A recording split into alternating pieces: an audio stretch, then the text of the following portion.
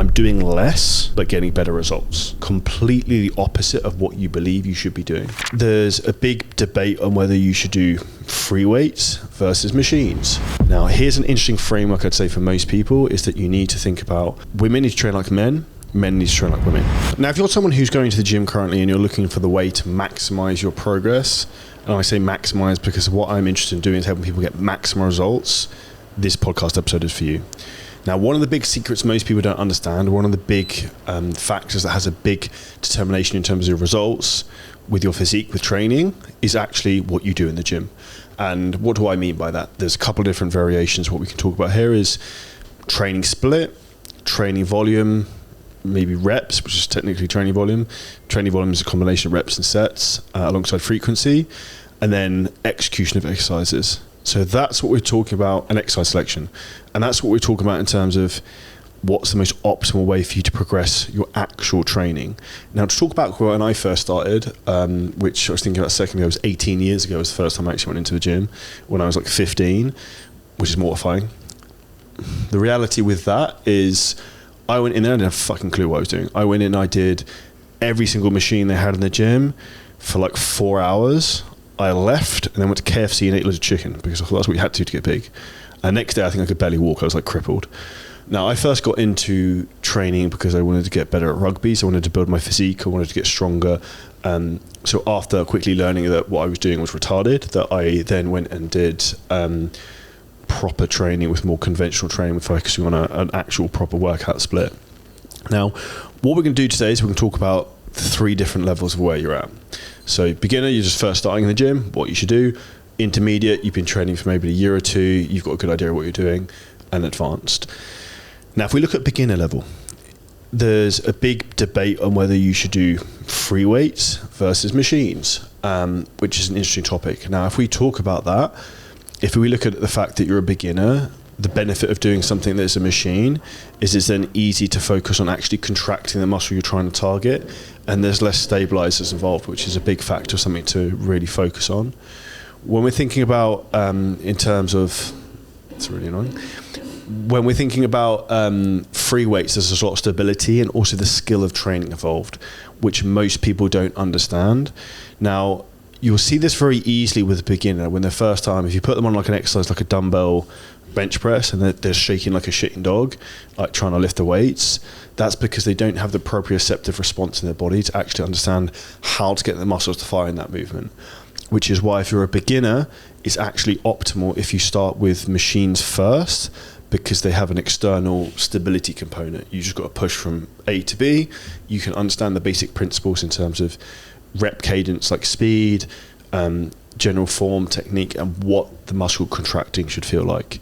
That, for many people, you should probably be doing for 12 weeks, 6 months to get a lot of progress. Now, there are nuances with that, and there's some exercises which are really good in terms of free weights that you can progress into quicker than maybe machines, like a dumbbell bicep curl versus a barbell back squat. Like, there's not a huge amount of control required and skill with a dumbbell bicep curl to some degree versus something like a barbell squat or a stiff leg deadlift. So if you're a beginner, I would stick with machines predominantly because it's easier for you to contract. Probably do a full body training split 3 to 4 days a week, 2 sets per body weight, per body part would work really, really well. And then you would adjust obviously your cardio and nutrition depending on your goal, whether it's building muscle or burning body fat. Now, if we look at intermediate lifters, so here we're going to start to lose a combination of both free weights and also machines to get the pluses and the minuses from both. Now, why do I say pluses and minuses? Because everything has a plus and a minus to some degree, which is why we need a combination that they almost balance each other out. So if we look at some of the best physiques of all time, people like maybe Dorian Yates, people will say Arnold Schwarzenegger, but compared to like today's modern day athletes, his physique is pretty underwhelming. The reality is that it's not how much you do, it's how you do it, and the quality of the work you're doing and the intensity of which you're doing it as well, right? So I wouldn't get right shiny objects in your own. Whether you get into this stage where you become an intermediate, you really overcomplicate stuff and you start using the pink dumbbells and you're dumbbell curling 2 kilos and you wonder why your arms don't get bigger, is because you're training like a fag, and you need to actually like push yourself and train harder and probably increase the load. Now, here's an interesting framework I'd say for most people, is that you need to think about women need to train like men need to train like women. Now, what do I mean by that? Women probably need to train with more weight and like believe in themselves a bit more in what they can do. Men need to actually train less weight and focus more on control and actually contracting the muscle tissue, because men, we're status-driven, egotistical beings, so we tend to focus much more on like trying to one-up each other or doing stupid shit like 1-rep maxes, which I remember doing frequently as a younger man. So when you get into intermediate stage, I recommend you're probably looking to train 4 to 5 days a week. Something like an upper-lower split or push-pull leg split works really, really well. Now, what I would actually say here is an important thing to understand. When you start to come into the more advanced phases, like where I am now, I've actually gone down to doing training 4 days a week now, because my skill level in terms of training is very high. My strength is very high. It's probably 20% stronger than I was last year. So my ability to drive force and muscular damage is very high. So I don't actually need to train much to get a massive response from my body. I also have a very high workload currently and a lot of neurological stress, which negatively affects my central nervous system, meaning it impedes my recovery, no matter what I do or what supplements I take, to be honest. So I actually now train 4 days a week over the last few weeks and made way more progress. And I clocked this because the cortisol levels in my blood were way too high, which is a further podcast I've done if you listened about 2-3 episodes ago, talking the in-depths of this. Now, if you're a professional who's very busy in a very stressed environment, like a lot of our clients are, we work with CJ coaching, this is the one thing we actually do. It's the best thing ever. And I'm personally loving this at the moment, right? I'm doing less, but getting better results. Completely the opposite of what you believe you should be doing.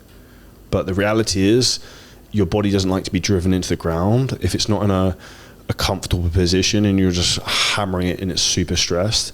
You're not going to lose body fat and you're not going to build muscle, because cortisol, the stress hormone, causes you to store body fat and also is catabolic in terms of losing muscle tissue. So it's not going to help you.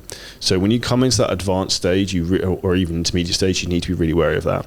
Now, when we become more advanced in terms of training, it then becomes much more specific in terms of the type of exercises you want to do and what you're really looking to try and do with your physique and what you're trying to look to improve.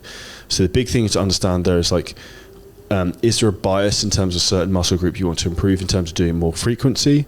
Are the movements you like, are the ones you don't particularly like? And at that point, you have a very good understanding. Now, you can take training volume up to like 5 days a week, even 6 days a week, but I would say for most people the less is more is a big thing.